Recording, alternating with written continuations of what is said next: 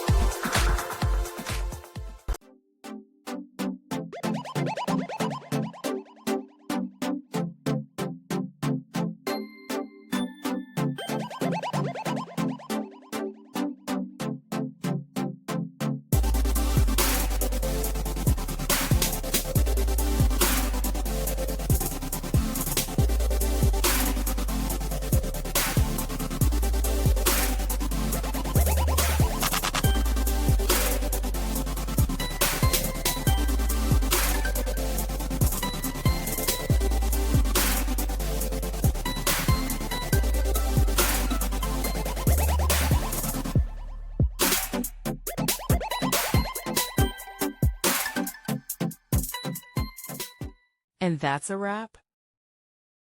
I hope you found the answer you were looking for. If you did, take a second to hit that subscribe button. It really helps out.